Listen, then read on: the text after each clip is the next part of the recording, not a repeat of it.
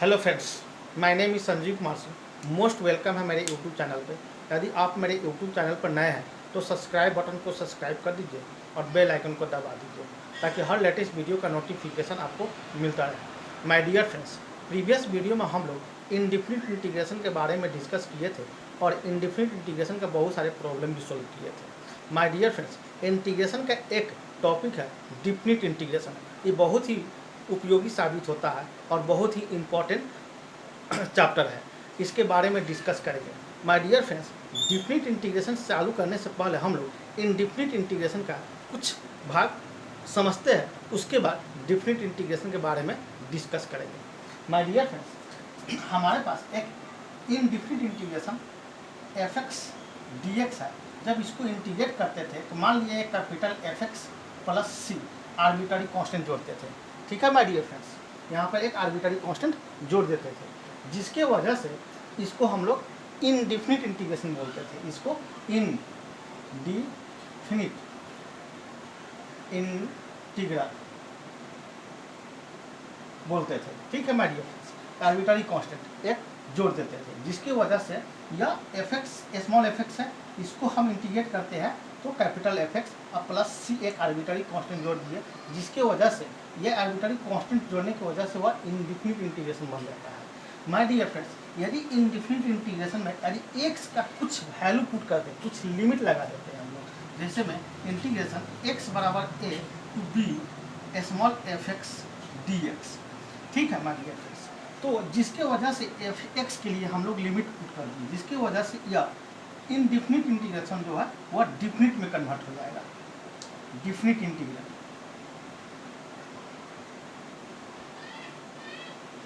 ठीक है my dear friends. यहाँ पर इसका कुछ मीनिंग होता है, इसका एक ज्योमेट्रिकल रिप्रेजेंटेशन हम लोग पढ़ेंगे आगे वाला चैप्टर में, बट इससे ज्योमेट्रिकल रिप्रेजेंटेशन पढ़ने से पहले हम लोग इनडिफिनिट इंटीग्रेशन के बारे में डिस्कस करते हैं। माय डियर फ्रेंड्स, डिफ्रेंसिएशन का किसी भी फंक्शन का डिफ्रेंशिएट करते थे तो उसका जो वैल्यू निकलता था, कोई भी वैल्यू निकले तो उस वैल्यू को रिवर्स उसी फंक्शन पर आने के लिए हमारा एक प्रोसेस होता है, वो उसको हम लोग इंटीग्रेशन बोलते हैं। उस इंटीग्रेशन का नाम जो है वह इनडिफिनिट इंटीग्रेशन कहलाता है, जिसके मदद से हम लोग रिवर्स प्रोसेस प्राप्त कर लेते थे। ठीक है माय डियर फ्रेंड्स, उसी प्रकार हम लोग को डिफिनिट इंटीग्रेशन में एक ज्योमेट्रिकल रिप्रेजेंटेशन प्रेजेंट करता है, जिसके वजह से हम लोग एरिया बाउंड्री रीजन, यानी कि डिफिनिट इंटीग्रेशन का मतलब ये होता है हम लोग एरिया निकालना, यानी बाउंड्री रीजन का एरिया निकालना ही वह डिफिनिट इंटीग्रल कहलाता है। ठीक है माय डियर फ्रेंड्स, तो इसको कैसे सोल्व करेंगे उसके हम बेसिक बता देते हैं my dear friends. Geometrical representation हम बाद में पहले इसके बाद वाले चैप्टर में पढ़ेंगे हम लोग, उसके बारे में डिस्कस करेंगे, जरूर करेंगे, बट हम लोग जो है इसको सोल्व करते हैं और इस बेस पर बहुत सारे प्रॉब्लम हैं, उसको सोल्व करने की कोशिश करते हैं माय डियर फ्रेंड पहले बार। ठीक है, जब इसको सोल्व करिएगा तो सबसे पहले इस डिफिनिट इंटीग्रेशन को मान लीजिएगा, सबसे पहले क्या है, इनडिफिनिट है। जैसे यहाँ पर इंटीग्रेशन ए टू बी है, एफ एक्स डी एक्स है। ठीक है माय डियर फ्रेंड्स, अब थोड़ा देर के लिए लिमिट को हम लोग भूल गए, वह क्या है, इनडिफिनिट इंटीग्रेशन है। तो इसको जो आप इंटीग्रेट करेंगे तो कैपिटल एफ एक्स, ठीक है, अब प्लस सी कांस्टेंट हम जोड़ दिए। ठीक है, देखिए कैसे आता है, ए टू बी। ठीक है माय डियर फ्रेंड्स, अब यहाँ पर क्या कीजिएगा my dear friends, upper limit minus lower limit कीजिएगा, ये थोड़ा सा याद रखने की ज़रूरत है आपको। तो कैपिटल एक्स की जगह पर बी रखिएगा और प्लस सी, ठीक है, माइनस, ठीक है, और इसको थोड़ा सा और सोल्व करिए, माइनस लोअर लिमिट एक्स की जगह पर ए रख दीजिए और प्लस सी, थोड़ा सा इसको सोल्व कर दीजिए। तो capital F B plus C minus capital F A minus C, देख रहे हैं सी से सी कैंसिल हो गया। ठीक है माय डियर फ्रेंड्स, तो इसका मतलब F B minus F A आया, यानी कि इसका वैल्यू जो निकला हमारे पास my dear friends, F B minus F A. ठीक है, यही इसका आंसर हो जाएगा। ठीक है माय डियर फ्रेंड्स, तो डिफिनिट इंटीग्रेशन में हम लोग कांस्टेंट कभी भी ऐड नहीं कीजिएगा, कभी भी ऐड नहीं कीजिएगा माय डियर फ्रेंड्स। यह बेसिक कंसेप्ट है, और इसके बेस पर बहुत सारे प्रॉब्लम सॉल्व करते हैं। चलिए प्रॉब्लम सॉल्व करके देखते हैं तो और कंसेप्ट क्लियर हो जाएगा आपका।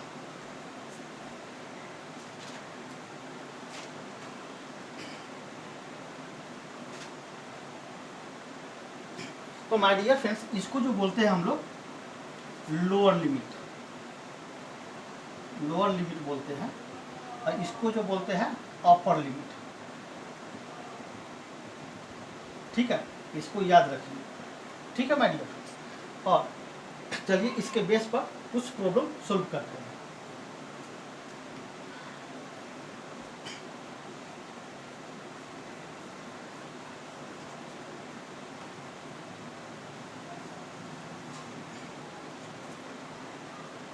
सो माय डियर फ्रेंड्स, हम लोग के पास एक एग्जाम्पल है।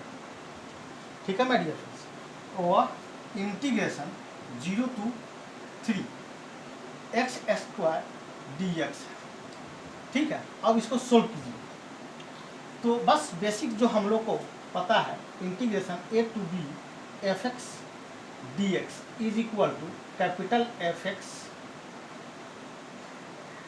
इसका इंटीग्रल हुआ, और a to b और upper limit minus lower limit. ठीक है माय डियर फ्रेंड्स, बस इसमें आर्बिट्ररी कांस्टेंट नहीं जोड़ेंगे। उसी तरह इसको सोल्व कीजिए। तो माय डियर फ्रेंड्स, इसको जो सोल्यूशन देते हैं हम लोग, वी है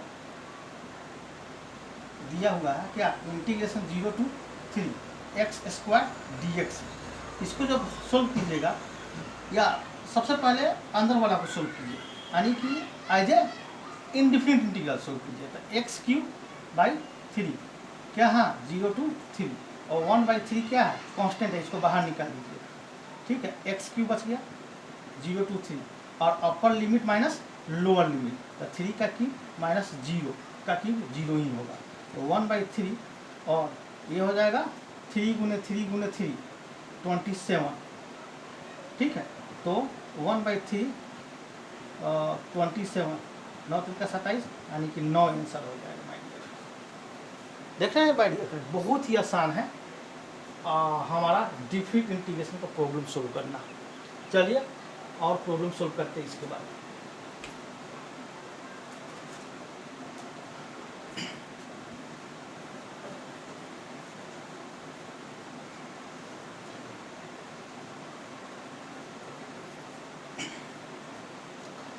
माय डियर फ्रेंड्स, हम लोग के पास कोई एक एग्जाम्पल है, इंटीग्रेशन 2 से 3 लिमिट है। ठीक है, और 1/x dx है। तो इसका हम लोग को सोल्यूशन देना है। वी है क्या है, इंटीग्रेशन 2 to 3 1/x dx। तो माय डियर फ्रेंड्स, इसका इंटीग्रेशन निकालिए, क्या होगा, log x, क्या होगा 2 to 3, और इसमें upper limit minus lower limit, upper x की जगह पर 3 माइनस लोअर लिमिट 2, यानी कि log 3/2। यही आंसर हो जाएगा माय डियर फ्रेंड्स। ठीक है,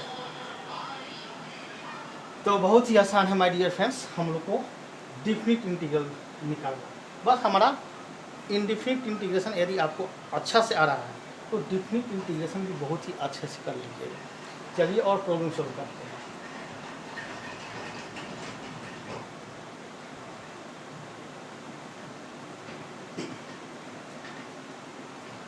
माय डियर फ्रेंड्स, हम लोग के पास एग्जाम्पल इंटीग्रेशन 0 से π/2 sin x dx है।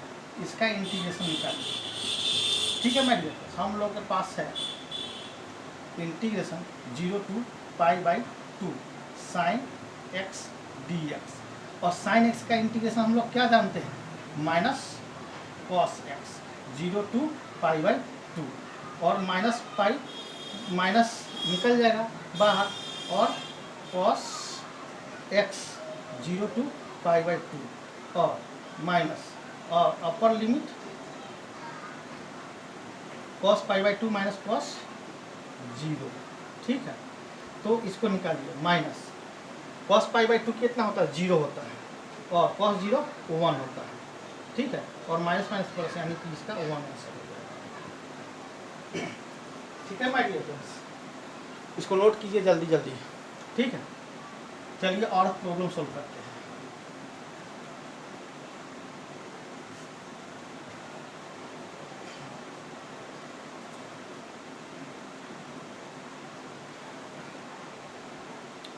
ठीक है माय डियर फ्रेंड्स, और एक प्रॉब्लम और देखते हैं हम लोग। इंटीग्रेशन 1 to 4 और x dx है, इसका इंटीग्रेशन निकालना है। ठीक है, या डिफिनिट इंटीग्रेशन है भाई, सब डिफिनिट इंटीग्रेशन का हम लोग निकाल रहे हैं, जिसमें लिमिट लग गया वह डिफिनिट इंटीग्रेशन है। इसका solution we have integration 1 to 4 x dx। इसका इंटीग्रेशन निकालेंगे तो x²/2। ठीक है, पावर में एक जुटेगा, उतना ही पावर से डिवाइड हो जाता है।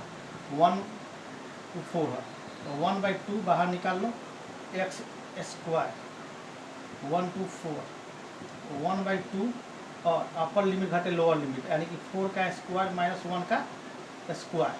ठीक है माय डियर फ्रेंड्स, तो 1/2 16 माइनस 1 यानी कि 15/2, यही आंसर हो जाएगा my dear friends. So my dear friends, आज के लिए इतना ही। नेक्स्ट वीडियो में हम लोग कुछ और हम लोग डिफिनिट इंटीग्रेशन का प्रॉब्लम सॉल्व करेंगे, और डिफिनिट इंटीग्रेशन का कुछ प्रॉपर्टीज भी यूज होता है, उसके बारे में डिस्कस करेंगे। ठीक है my dear friends, next video में। सो आज के लिए इतना ही। Thank you so much my dear friend, thank you so much.